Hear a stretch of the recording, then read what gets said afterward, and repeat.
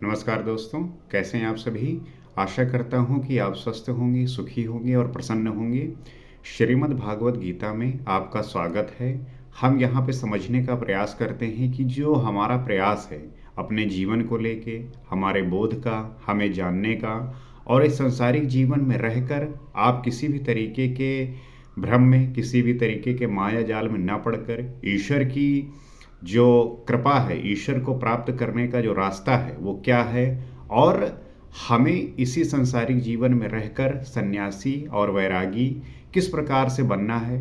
और कहीं जाने की कोई आवश्यकता नहीं है कि आपको कहीं पहाड़ में चले जाना है, साधु का वेश बना के यहाँ वहाँ भटकना है। ये सब करने की कोई आवश्यकता नहीं है। अगर कोई ऐसा कर रहा है तो उसे जो है समझने की, अध्ययन करने की आवश्यकता है कि किस प्रकार से हम इसी गृहस्थ जीवन में रहकर चीज़ें प्राप्त कर सकते हैं और जान सकते हैं। तो मैं उनसे यही उम्मीद करूंगा कि वो जो है अध्ययन करें, वो जो है सीखें, ताकि किसी भी प्रकार के भ्रामक में ना पड़कर अपने बोध से विषय वस्तु को जानें और उसको जो है सही तरीके से अप्लाई करें। श्रीमद् भागवत गीता में श्री कृष्ण ने जीवन से संबंधित जितने भी प्रश्न हैं उसका उत्तर दिया है, उसका जो है सलूशन दिया है, ताकि आप जो है किसी भी अगर स्थिति में फंसे हुए हैं तो आप इसके माध्यम से उसे हल कर सकते हैं, उसे जान सकते हैं। तो हम उसी पे बात करते हैं, उसी पे जो है अध्ययन करते हैं और आपसे मैं यही उम्मीद करता हूँ कि आप जो है इसका आप स्वयं अध्ययन करिए और हम इस वीडियो के माध्यम से इस बारे में जानते हैं और समझने का प्रयास करते हैं कि अगर निरंतर हम इस पे कार्य करेंगे, इसको अभ्यास करेंगे, चिंतन करेंगे, तो हमारा जो समझ है वो विकसित होगा। हम चीज़ों को समझ पाएंगे, जान पाएंगे और उस प्रकार से अपने निर्णय में एक सही और सही तरीके से अपना जो है राय प्रस्तुत कर पाएंगे। उसी बात को समझते हुए आइए समझते हैं और जानने का प्रयास करते हैं कि ऐसे कौन से श्लोक हैं, ऐसे कौन सी बातें हैं जिनको जानकर हम उन निर्णयों को लेने में सक्षम हो सकते हैं। तो लभन्ते ब्रह्म निर्वाण मृष्या क्षीण कल्मषा छिन्न द्वैधा यतात्माना सर्वभूत हिते रता। परमात्मा का साक्षात करके जिनका पाप नष्ट हो गया, जिनकी दुविधाएं नष्ट हो गई, संपूर्ण प्राणियों के हित में लगे हुए हैं, अर्थात प्राप्ति वाले ही ऐसा कर सकते हैं। जो स्वयं गड्ढे में पड़ा हुए दूसरे को क्या बाहर निकालेगा। इसलिए करुणा महापुरुष का स्वाभाविक गुण हो जाता है। तथा यतात्माना जितेंद्रिय महाब्रह्मवेत्ता पुरुष शांत परम ब्रह्म को प्राप्त होते हैं। तो कहना ये चाहते हैं कि परमात्मा का साक्षात करके जिनका पाप नष्ट हो गया है, जो साधक इस पे कार्यरत रहते हैं, अर्थात इस पे जब साधना के पथ में रहते हैं और जब परमात्मा का साक्षात्कार हो जाता है, उन्हें वो प्राप्त कर लेते हैं, उनको परम गति मिल जाती है, तब उनका जो भी पाप होता है वो नष्ट हो जाता है। लोगों को लगता है कि गंगा में स्नान करने से पाप नष्ट हो जाएगा, हम पूजा पाठ कर लेंगे तब पाप नष्ट हो जाएगा। तो ये आप किसी भ्रम में हैं। मुझे लगता है कि आपको इसकी आवश्यकता है कि आप जो है अपने पहले मन को साफ करिए, आप अपने आप को अंदर से साफ करिए, क्योंकि जैसे ही आपके अंदर चेंजेस होते हैं उसी प्रकार से आपके बाहर का जो माहौल होता है क्रिएट हो जाता है।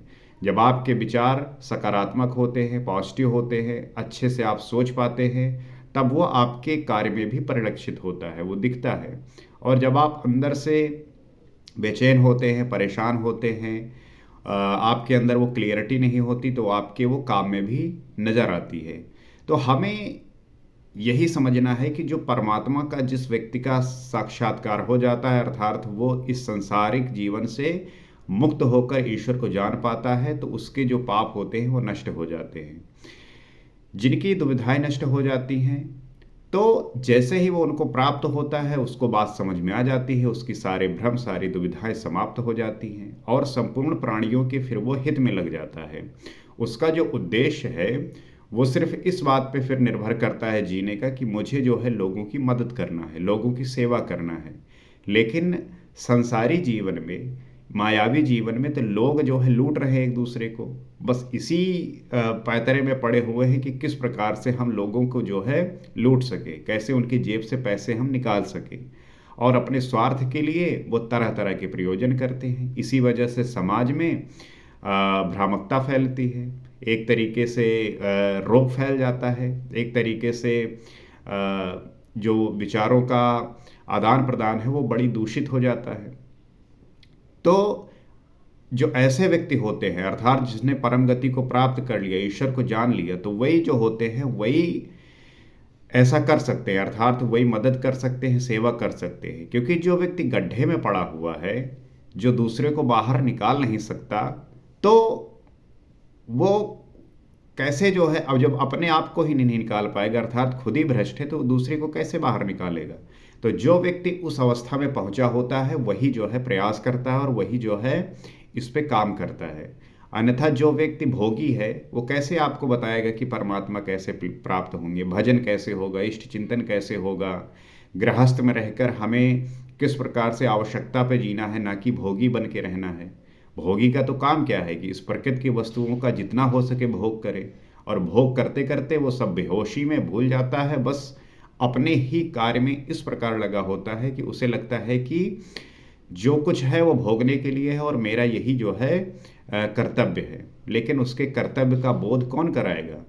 मैं तो यही कहूँगा कि हर एक व्यक्ति जो है इस किताब को पढ़े, नहीं पढ़ पा रहा है तो उस तक इस बात को ले जाए, ताकि वो जो है इसको समझे और समझकर अपने जीवन को उत्कृष्ट बनाए, अच्छा बनाए। तो वो यही बात कह रहे हैं। इसलिए जो करुणा महापुरुष का स्वाभाविक गुण हो जाता है, तो जो ऐसे व्यक्ति होते हैं जो ईश्वर को जानने लगते हैं, समझने लगते हैं, तो उनका जो स्वभाव होता है वो करुणामयी हो जाता है। आप देखेंगे गवर्नमेंट कितने सारे स्कीम लेके आती है वंचित लोगों के लिए, लेकिन जो उसमें काम करने वाले बाबू हैं, अर्थात जो गवर्नमेंट एम्प्लॉई हैं, वो अपने स्वार्थ के लिए, अपनी पूर्ति के लिए उसका जो है उपयोग करते हैं, क्योंकि वो उनके द्वारा होता है, तो उसका जो है काफ़ी पार्ट अपने पास रख लेते हैं। अगर उन्हें ये बात बोध हो जाए, अगर वो भजन करें, ईश्वर को समझें कि ईश्वर किस किस प्रकार से लोगों की मदद करता है, अर्थात कि व्यक्ति जो वंचित है, जिनको आवश्यकता है, अगर हम उनके लिए कुछ मदद कर सके, व्यक्ति को तो अपने से करना चाहिए, लेकिन दूसरे का खा जाए तो वो बहुत पाप वाली बात है। फिर आप चाहे गंगा नहाएं और चाहे जो भी करें, उससे आपका पाप धुलने वाला नहीं है। पाप तो तभी धुलेगा जब आप स्वतः शुद्ध होंगे, अंतःकरण आपका शुद्ध होगा, आपका मन से विकार खत्म होगा, लोभ खत्म होगा, काम खत्म होगा, क्रोध खत्म होगा। और जब तक ये समाप्त नहीं होंगे आपका पाप कहीं भी जाने वाला नहीं है। जो आप आज भोग रहे हैं वही फिर आपको भोगेगा, और आप फिर ऐसी अवस्था में होंगे कि आईसीयू में पड़े पड़े बस यही कहेंगे कि किसी भी तरीके से मौत आ जाए। तो सजग हो जाइए, सतर्क हो जाइए। और यतात्माना जितेंद्रिय ब्रह्मवेत्ता पुरुष शांत परम ब्रह्म को प्राप्त होता है। और जो जितेंद्रिय होते हैं, अर्थात जिन्होंने इंद्रियों को जीत लेते हैं, ऐसे जो ब्रह्मा को जानने वाले हैं, वो परम ब्रह्म को प्राप्त होते हैं, शांत हो जाते हैं। उसी महापुरुष की स्थिति पे और हम समझने का प्रयास करते हैं। तो काम क्रोध वियुक्तानाम यतीनाम यच्चेतसाम अभितो ब्रह्म निर्वाणम वर्तते विदितात्मानम। ये पंचम अध्याय का 26वां श्लोक है। इसमें कह रहे हैं कि काम और क्रोध से रहित जीते हुए चित्त वाले।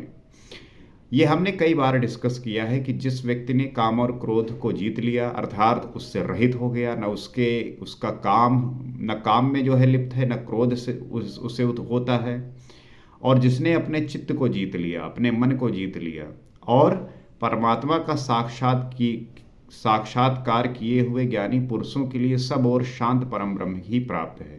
तो जो ऐसे लोग होते हैं वह परमात्मा का साक्षात किए हुए ज्ञानी जो व्यक्ति हैं, वो सब ओर से शांत परम ब्रह्म को प्राप्त हो जाते हैं, अर्थात उस ईश्वर को वो जान पाते हैं। बार बार योगेश्वर श्री कृष्ण उस पुरुष की रहनी पर बल दे रहे हैं जिससे प्रेरणा मिले। तो श्री कृष्ण उन्हीं लोगों की बात कर रहे हैं जिससे जो है लोगों को प्रेरणा मिले कि वो किस प्रकार से इस समाज के लिए उपयोगी होते हैं, कल्याणकारी होते हैं। तो अब ये पुनः बल देते हैं कि इस स्थिति को प्राप्त करने का आवश्यक अंग श्वास प्रश्वास का चिंतन है। तो अब वो ये भी कह रहे हैं कि प्राप्त जो करना है वो तो बता दिए, लेकिन उसे आप कैसे प्राप्त करोगे वो ये भी समझा रहे हैं कि वो आप श्वास और प्रश्वास के चिंतन से। जब भी आपके अंदर कोई विकार आए, कोई ऐसे विचार आए जो आपको गलत रास्ते पे ले जा रहे हो, परेशान कर रहे हो, आप तुरंत जो है श्वास और प्रश्वास पे आ जाइए। आप आँख बंद करिए और अपने जो सांस आप अंदर ले रहे हैं और जो बाहर निकाल रहे हैं उस पे जो है चिंतन करिए, उस पर जो है आप मनन करिए। आपके जो भी विकार हैं वो सब अलग हो जाएंगे। तो यज्ञ की प्रक्रिया में प्राण में अपान का हवन, अपान में प्राण का हवन, प्राण और अपान दोनों की गति का निरोध उन्होंने बताया। तो यज्ञ की प्रक्रिया में करना क्या है कि प्राण में अपान का हवन और अपान में प्राण का हवन। तो प्राण और अपान दोनों की गति का किस प्रकार से निरोध करना है उन्हें बताया, उन्हें समझाया। तो ये बात है, ये समझने की आवश्यकता है और जो व्यक्ति समझेगा उसको इसका लाभ अवश्य मिलेगा। आगे कहते हैं, स्पर्शन कृत्वा बहिर्ब्रह्माम च्वसनान्ते भ्रुवो प्राणापानो समो कृत्वा नाशाभ्यंतरचारिणो यतेन्द्रिय मनोबुद्धिर्मुनिर मोक्ष परायणा विगिते अक्षय भय क्रोधे या सदा मुक्त एव सा। अर्जुन बाहर के विषयों दृश्यों का चिंतन न करते हुए उन्हें त्याग कर नेत्रों की दृष्टि को भृगुटी के बीच में स्थित करके, ध्रुवो अंतरे का ऐसा अर्थ नहीं कि आंखों के बीच या भौं के बीच कहीं देखने की भावना से दृष्टि लगाएं। तो श्री कृष्ण अर्जुन से यही समझा रहे हैं, यही कह रहे हैं कि बाहर के जो विषय हैं और जो दृश्यों का चिंतन तुम्हें नहीं करना। बाहर विषय इतनी विकराल रूप में है कि इसी में लोग आकर्षित हो जाते हैं, इसी में जो है अपने आप को कहते हैं कि इससे अच्छी खूबसूरत दुनिया क्या हो सकती है। तो दृश्यों का चिंतन करते रहते हैं, उन्हें त्यागना है। नेत्रों की दृष्टि को भृगुटी के बीच में स्थित करना है। जो हम अपने को देखते हैं तो हमें जो है अपने नाक की सीध में, भृगुटी के बीच में आँख को ऐसे ले जाना है और उसके बाद जो है चिंतन प्रारंभ करना है। तो भृगुटी के बीच का शुद्ध अर्थ इतना है कि सीधे बैठने पर दृष्टि भृगुटी के ठीक मध्य से सीधे आगे बढ़े, दाहिने बाएं इधर उधर चकपक न देखें। तात्पर्य यही है कि आप सीधे जो है बिल्कुल बैठ जाइए, अपने आँखों को इस भृगुटी के बीच में जो है जो देखने का है वो लेके आइए और नाक की सीध में जो है आप चिंतन करिए। तो नाक की डांडी पर सीधी दृष्टि रखते हुए कहीं नाक ही न देखने लगे। नासिका के अंदर विचरण करने वाले प्राण और अपान वायु को सम करके अर्थात दृष्टि तो वहां स्थिर करें और सूरत को श्वास में लगा दे कि कब श्वास भीतर गई, कितनी रुकी। लगभग आधा सेकंड रुकती है, प्रयास करके न रोकी। तो किस प्रकार से करना है कि सीधे बैठ जाना है, जो श्वास प्रश्वास है उस पर ध्यान लगाना है और अपने आँखों को इस भृगुटी के बीच में नाक की सीध में, इसमें ये नहीं कि नाक देखने लगे आप, भृगुटी के बीच में लाके नाक की सीध में लाके जो है इस प्रकार से आपको चिंतन करना है। और इसमें क्या होगा कि लगभग आधा सेकंड तक आपकी सांस जो है वो रुकेगी और उसके बाद जो है वो वापस आएगी। उसे ज़बरदस्ती रोकने की आवश्यकता नहीं है। तो कब श्वास बाहर निकली, कितनी देर तक बाहर रही, कहने की आवश्यकता नहीं कि श्वास में उठने वाली नामध्वनि सुनाई पड़ती रहेगी। इस प्रकार श्वास प्रश्वास पर जब सूरत टिक जाएगी तो धीरे धीरे श्वास अचल स्थिर ठहर जाएगी, सम हो जाएगी। तो जब आप प्रारंभिक अवस्था में करेंगे तो ये पकड़ में नहीं आती, आपको बड़ा मुश्किल होगा। लेकिन जब आप निरंतर इस पर काम करने लगेंगे तब ये जो है पकड़ में आने लगती है, अर्थात ये ठहरने लगती है, स्थिर होने लगती है, अचल हो जाती है और सम हो जाती है, अर्थात आपके सांस लेने में और छोड़ने में वो समानता आ जाती है। अन्यथा आप सांस ज़्यादा तेज लेते हैं, छोड़ते स्लो हैं, या छोड़ते तेज हैं, लेते स्लो हैं, तो फिर वो धीरे धीरे जो है इस प्रक्रिया में आप आगे बढ़ेंगे।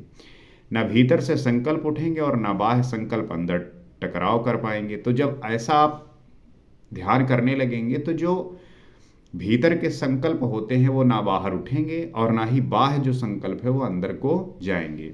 तो बाहर के भोगों का चिंतन तो बाहर ही त्याग दिया गया था। भीतर भी संकल्प नहीं जागृत होंगे, तो इससे होगा क्या कि जो बाहर के भोग हैं उनका जो चिंतन है वो बाहर ही जो है त्याग दिया जाएगा, और जो अंदर के संकल्प हैं वो जागृत नहीं होंगे। तो सूरत एकदम खड़ी हो जाती है तैल धारावत। फिर जो आपका वो सूरत है, वो जो सुमिरन होता है, वो एक सीधी रेखा में खड़ी हो जाती है। जैसे तेल गिरता है तो एकदम सीधी लकीर में गिरता है।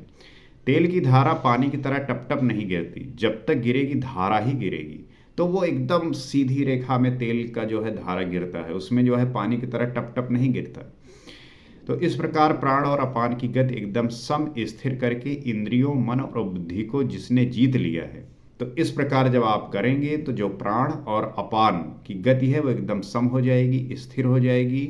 और इस प्रकार से आप अपने इंद्रियों, मन और बुद्धि को जो व्यक्ति जीत लेता है, ये करते हुए इच्छा, भय और क्रोध से रहित मननशीलता की चरम सीमा पर पहुंचा हुआ मोक्ष परायण मुनि सदा मुक्त ही है। तो वो फिर जो व्यक्ति है वो इच्छा, भय, क्रोध से रहित हो जाता है और मननशीलता की चरम सीमा पर पहुंचकर मोक्ष परायण हो जाता है, अर्थात मुक्त हो जाता है। तो मुक्त होकर वो कहाँ जाता है, क्या पाता है, इसको हम अगले एपिसोड में बात करेंगे। लेकिन किस प्रकार से ये चीज़ें होती हैं और किस प्रकार से आप इसको नियंत्रित कर सकते हैं, इस श्लोक के माध्यम से इस एपिसोड में हमने इस बात को सीखा। तो निरंतर हम इस एपिसोड में कोई ना कोई ऐसी बात सीखते हैं, और निरंतर अगर आप इसको फॉलो करेंगे तो आपको संपूर्ण जानकारी प्राप्त हो जाएगी कि किस प्रकार से हम अपने इंद्रियों को, मन को और अपने बुद्धि को जीत सकते हैं। और जब इच्छा आपकी समाप्त हो जाएगी, भय खत्म हो जाएगा, क्रोध समाप्त हो जाएगा, तो आप में वो करुणा जो है प्रवाहित होगी, जिस प्रकार गौतम बुद्ध के अंदर प्रवाहित होती थी। कोई भी व्यक्ति जाता था तो उसको जो है शांति मिलती थी। उसी प्रकार आपका भी ऑरा होगा। जब भी आपके ऑरे में कोई आएगा, आपकी वाणी को सुनेगा, उसे भी उसी प्रकार से शांति और सुख मिलेगा। तो आप ये साधारण आम जीवन से ऊपर उठकर वो प्राप्त करने का प्रयास करिए जिसके लिए आप का जन्म हुआ है। इस जन्म को आप समझिए, भोगी रहकर जो है प्रकृति का भोग करते हुए अपने जीवन को व्यर्थ मत करिए, इसे उपयोगी बनाइए दूसरों के लिए, हर एक प्राणी के लिए जिससे किसी न किसी तरीके से आवश्यकता है। तो मैं तो यही चाहूँगा कि आप जो है अध्ययन करिए, पढ़िए, इससे बोध होगा, समझदारी विकसित होगी। और चलते फिरते आपके हाथ में आज मोबाइल है, सोशल मीडिया है, तो उसके माध्यम से आप इन वीडियो के माध्यम से भी इस बात को समझकर अपने को जागरूक कर सकते हैं, समझ सकते हैं। और आज के समय में हर एक व्यक्ति जो है चीज़ों को जानता है, बस बात होती है उसे इम्प्लीमेंट करने की, और जानने की भी आवश्यकता होती है। क्या जान रहा है, क्या कंज्यूम कर रहा है, ये भी मैटर करता है। तो आप अच्छी चीज़ देखिए, अच्छा सुनिए, अच्छा सोचिए, आप जो है उसी प्रकार से हो जाएंगे। तो और आपसे मैं ये भी आशा करता हूँ कि इस बात को उन सब व्यक्तियों तक लेके जाएंगे जिनको इसकी आवश्यकता है, ताकि वो भी इस बात को समझ सके, जान सके और अपने जीवन को उत्कृष्ट अवस्था पर ले जाए, किसी न किसी तरीके से अपने आप को महान बनाए, ताकि वो लोगों की मदद कर सके। क्योंकि संसार में बहुत ऐसे वंचित लोग होते हैं कि जो जीवन हम जी रहे हैं शायद उनको नसीब नहीं होता। तो किसी न किसी वजह से वो वंचित रहे, उन तक वो बात ले जाए, ताकि हर किसी को इस बात का बोध हो और हर कोई जो है इस बात को समझे। और जो अफोर्ड कर सकते हैं, जो जी सकते हैं, जो रह रहे हैं, उनको भी आवश्यकता है कि संसारी जीवन जीते हुए भी वो परेशान हैं, लेकिन सही बात का बोध हो जाएगा तो वो भी जो है उससे भी जो उनको छुटकारा मिल जाएगा। तो इसी प्रयास के साथ अगले एपिसोड में हम आगे बात करेंगे। इस एपिसोड में इतना ही। नमस्कार।